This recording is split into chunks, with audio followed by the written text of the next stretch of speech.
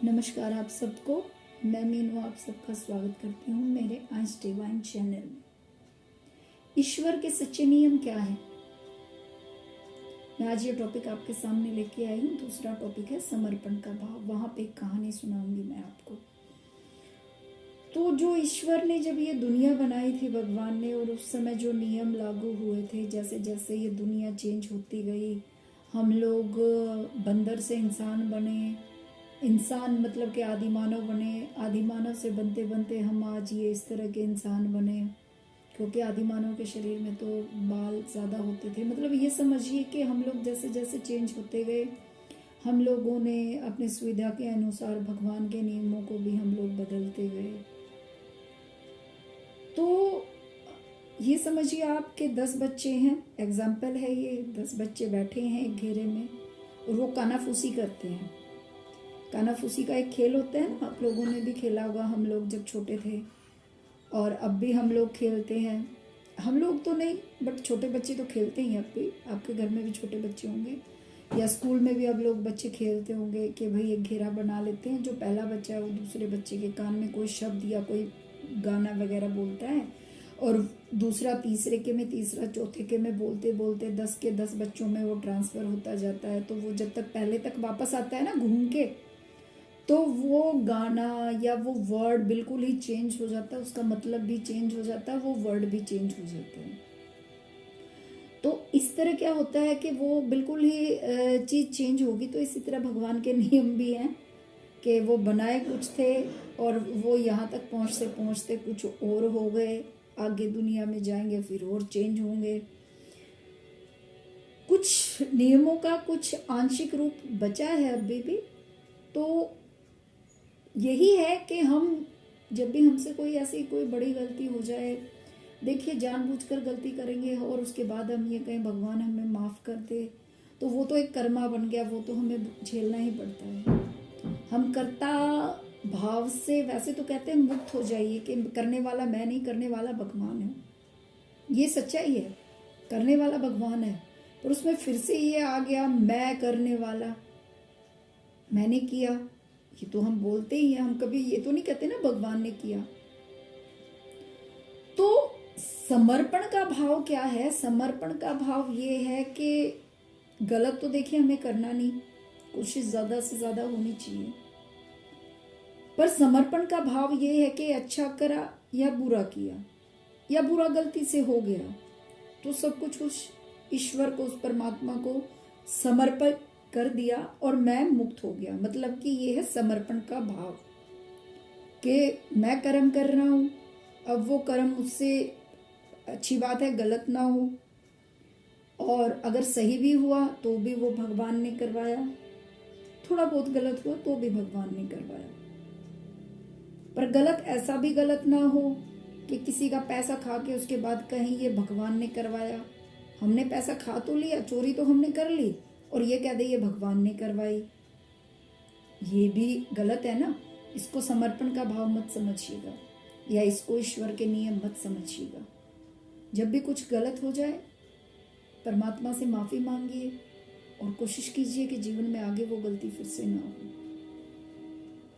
तो आइए अब परमात्मा के सामने सच्चे दिल से माफ़ी मांगने से माफ़ी मिल जाती है। छोटी मोटी चीज़ों को तो परमात्मा, हम लोग तो रात को सो जाते हैं, पर जो हमारे एंजल्स, हमारे स्पिरिट गाइड, हमारे जितनी भी दिव्य आत्माएं हमसे जुड़ी हैं, वो हमेशा ये कोशिश करती हैं कि इस इंसान को कैसे अच्छाई की तरफ हम लेके जाएं, कैसे हम, अगर ये किसी मुश्किल में फंसा है तो इसको कैसे हम बाहर निकालें। 24 घंटे हमारे ऊपर काम होता रहता है, उस ऊपर आत्मलोक में, ये समझिएगा, क्योंकि 24 घंटे उनकी नज़र हमारे ऊपर होती है।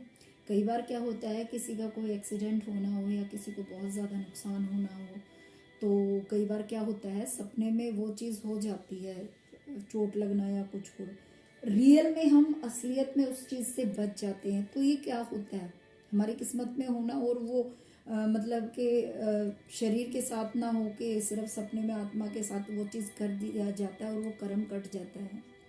तो कई बार इस तरह भी हमें बचा लिया जाता है भगवान के द्वारा, या हमारे एंजल्स के द्वारा, हमारे स्पिरिट गाइड के द्वारा। तो जो भी है, समर्पित उस भगवान को करे, कोशिश ये करे गलत ना हो, पर जो भी अच्छा करे वो भी उसे समर्पित करे। कुछ गलत हो भी गया इस जीवन में, देखिए हम इंसान हैं, गलत तो हमसे होता ही है। हम कई बार जानबूझ के भी कर देते हैं और कई बार अनजाने में भी हो जाता है, तो भी उनसे माफ़ी मांग ले सच्चे दिल से कि भगवान हमें इतनी शक्ति दे कि हम गलत रास्ते पे ना चलें। तो ये ही ईश्वर का नियम है सबसे बड़ा, कि उसको सरेंडर कर दो, उनसे माफ़ी मांग लो जो भी गलत हुआ, और समर्पित करते जाओ उस भगवान को, कर्म करते जाओ। भगवान श्री कृष्ण ने भी गीता में कहा है कि मैं अपने भक्तों का सारा बोझ उठा लेता हूँ। इस स्वयं भगवान श्री कृष्ण ने कहा है कि मैं अपने भक्तों का सारा बोझ उठाने को तैयार हूँ, बट उसके लिए हमें भक्त तो बनना पड़ेगा ना। मैं ये नहीं कहती कि आप भगवान की पूजा करो, भक्त का मतलब यहाँ पे ये है कि सच्चे दिल से ईश्वर के सामने हम समर्पित हो गए। मैं ये नहीं कह रही आप मंदिरों में जाइए भक्त बनिए, नहीं। भक्त का मतलब यहाँ पे इतना है, उसके बच्चे बने और उसको समर्पित हो जाएं कि भाई जो भी है भगवान तू ही है, रास्ता तू ही दिखाएगा। जहाँ पर हमारा वश नहीं चलता वहाँ पे आगे भगवान का वश चलना शुरू हो जाता है, क्योंकि हमारा वश तो किसी चीज़ पे है ही नहीं, हर चीज़ पे भगवान का ही है। तो इससे आइए हम अब दूसरे टॉपिक पे आएंगे, जिसे कहते हैं समर्पण का भाव। ये हम कैसे करें। मैं आपके सामने जो कहानी लेके आई हूँ वो कहानी है कबीर दास की। कबीर का नाम तो आप सबने सुना होगा, कितने सुंदर सुंदर उनके दोहे भी हैं, वो आप सबने स्टडी भी किए होंगे जब आप पढ़ते होंगे, और अब भी करते हैं। उनमें एक सुकून होता है उनके दोहों में, मतलब होता है बहुत गहरा। तो कबीर जी क्या थे, कबीर जी भगवान राम को समर्पित थे। मतलब समर्पित का मतलब ये था वो कर्म करते थे, काम करते थे, परिवार का पेट भरना है, उसके लिए वो कपड़ा, पहले खद्दर का कपड़ा हम वो करते थे ना, चरखे से, आपने गांधी जी को देखा होगा, चरखे से हम लोग सूत काटते थे, और फिर इस तरह मतलब वो अपने परिवार का मतलब कपड़े का काम करते थे, वो जुलाई का काम करते थे, और उनका जो काम था वो कपड़ा बनाने का काम था। उस समय जैसी भी सुविधा रही होगी। तो कबीर की बेटी की शादी थी, तो जो कबीर दास जी हैं वो एक समर्पित भाव में रहते थे। भाई वो दानी थे, दान करते थे, उनके पास जो भी था अपना गुजारा करते थे। वैसे गरीब ही परिवार से थे वो, अपनी प्राकृतिक पर से वो जो है मतलब कि जो भी जितना भी उनके पास आता था अपने परिवार का गुजारा करने लायक वो गुजारा करते थे, और सब कुछ बाकी दान पुण्य कर देते थे। तो उनकी बेटी की शादी थी, उनके पास इतने भी पैसे नहीं थे कि वो नए कपड़े परिवार के लिए ले आए या किसी को बेटी की शादी के लिए कोई तैयारी कर ले। तो उनकी माँ जो थी, उनकी माँ ने एक थान बचाया हुआ था, कपड़े का थान, वो निकाल के लेके आए और कबीर दास जी को कहा कि कबीर तुम ये थान लेके जाओ और इसे बेचकर किसी साहूकार के पास कुछ पैसे ले आओ, और वो पैसे लाकर तुम अपनी बेटी की शादी धूमधाम से करो और हमें भी नए कपड़े पहनने को मिलेंगे। इस तरह वो जो थान था वो माँ अपने बेटे को दे देती है, यानी कबीर जी को दे देती है। कबीर वो कपड़ा लेके जब चले जाते हैं तो उन्हें रास्ते में एक साधु मिलते हैं। वो साधु को कहते हैं, साधु जो है उनसे वो कहता है कि कबीर का घर कहाँ है। कबीर जी कहते हैं कि आपको क्या करना है कबीर का। तो साधु फिर से पूछते हैं, नहीं मुझे तो कबीर से ही मिलना है, आप कबीर का घर बताओ। तो वो कहते हैं बाबा आपको काम क्या है, आप काम तो बताइए। तो कबीर दास जी कहते हैं, मतलब कि वो जो साधु कहता है कबीर दास जी को कि मेरे पास कपड़े नहीं हैं, मुझे बहुत ठंड लग रही है। तो कबीर दास जी क्या करते हैं, कबीर दास जी अपने कपड़ों में से जो उनके पास थान है उसमें से कुछ फाड़ के उनको दे देते हैं। अब साधु जी कहते हैं देखिए इतने में तो मेरा काम नहीं चलेगा, मुझे इतने में तो मेरी ठंड नहीं जाएगी। तो कबीरदास जी क्या करते हैं, पूरा का पूरा थान ही उन्हें दे देते हैं साधु जी को। साधु वो थान लेकर चले जाते हैं, साधु वो थान लेकर चले जाते हैं। कबीरदास जी को बड़ी टेंशन होती है, बड़ा चिंता होती है कि माँ ने एक ये थान बचाया हुआ था बेटी की शादी के लिए और मैंने वो भी दान कर दिया, अब मैं किस मुंह से अपने घर जाऊं। तो अब वो गंगा किनारे जाते थे, अक्सर वो वहीं बैठ जाते और सोचते रहते। इस तरह सोचते सोचते उनको 3 दिन निकल जाते हैं। तो कबीर की माँ आती है उनके पास, क्योंकि कबीर की माँ को पता था वो कबीर अक्सर गंगा किनारे बैठे होते थे। तो वो कबीर की माँ उनके पास आती है तो कबीर से पूछती है, क्या कबीर तुम मुझसे नाराज हो? कबीर कहते हैं, नहीं माँ, क्या हुआ? बोले, बेटा तुमने बहुत अच्छा इंतज़ाम किया, बहुत अच्छी बेटी की शादी हुई, सब कुछ बड़े धूमधाम से हुआ, तुमने मेहमानों का भी बहुत अच्छे से स्वागत किया, सबने नए नए कपड़े भी पहने, तुमने इतना अच्छा इंतज़ाम कैसे किया? क्या किसी साहूकार ने तुम्हें अच्छे पैसे दिए थे उस थान के बदले?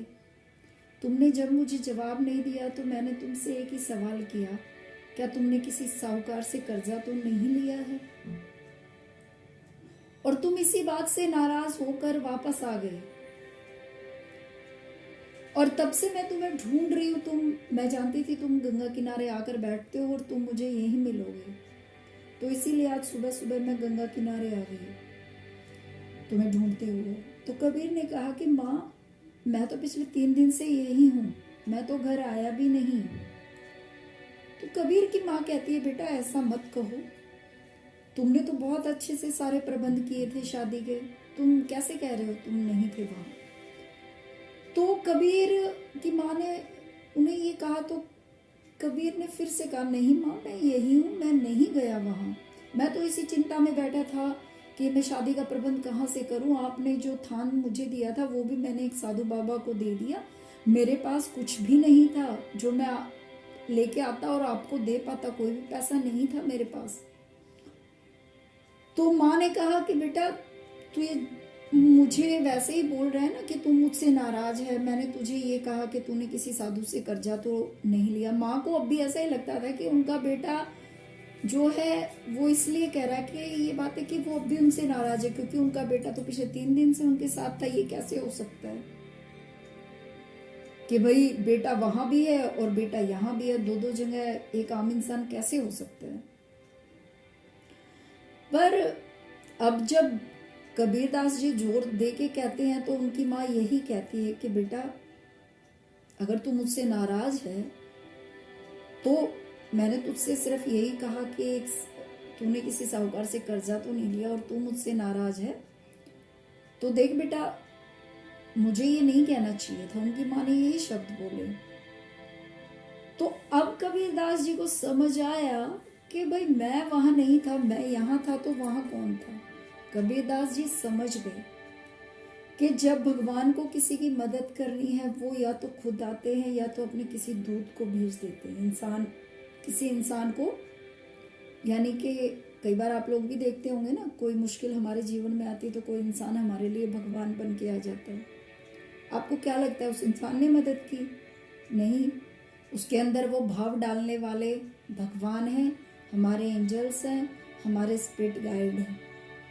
तब किसी तरह एक इंसान दूसरे इंसान की मदद करता है।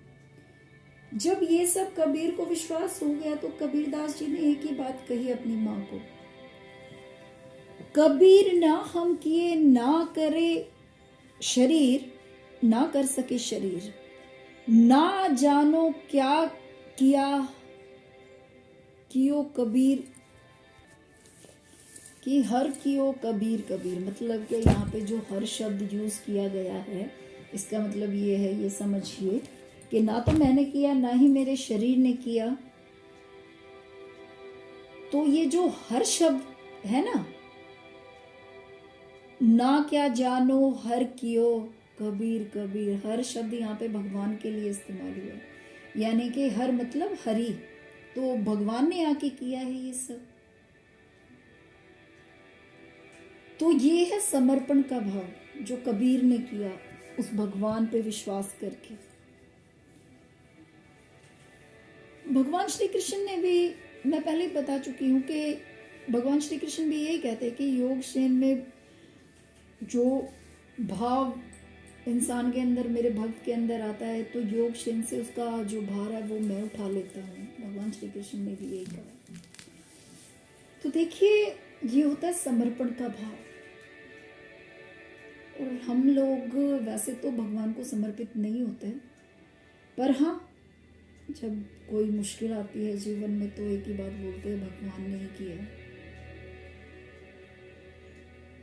वो जो मुश्किल आई वो भगवान ने पैदा नहीं की, भगवान तो बल्कि उसका समाधान लेके हमारे पास आए। समाधान बताने वाले भगवान है। और मैंने गीता में भी पढ़ा है कि इस धरती पे बहुत लोग हैं, जितनी भी जनसंख्या है उनमें से कोई 1% का मतलब है थोड़े से आदमी होंगे जो ये मतलब कि उनके जीवन में दुख आता है तो इस बात को जानने की कोशिश करेंगे कि हमारे जीवन में दुख आया क्यों, मतलब कि वजह। फिर उसके बाद वजह ढूंढ लेंगे। फिर उससे भी थोड़े से कम लोग होंगे कि उस वजह तक पहुंचने की कोशिश करेंगे। वजह पता चल गई पर उसकी जड़ कहां से थी। अब जब जड़ तक पहुंच गए तो बहुत कम लोग होंगे उसके समाधान की तरफ जाएंगे, किसी भी दुख के समाधान की तरफ। जो संख्या है वो धीरे धीरे करके कम होती जाएगी। ये मैंने भी पढ़ा है और ये है भी। हम लोग हर चीज को भगवान की इच्छा मान के, मतलब के छोड़ देना, करने वाला करता तो हम ही हैं। जो भी गलत करके आए हैं वो करने वाले तो हम ही हैं। पर हाँ, अगर अच्छा करे तो वो भी भगवान को समर्पित करो। सिर्फ बुरा ही ठेका भगवान को मत दीजिए कि जो बुरा किया वो भगवान ने किया, क्योंकि अच्छा करने वाला भी वही है। तो इस कर्ता भाव से मुक्त होने की कोशिश कीजिए। यही आज की कहानी में संदेश था। उम्मीद है आप सबको समझ आई होगी। धन्यवाद। ओम नमः शिवाय।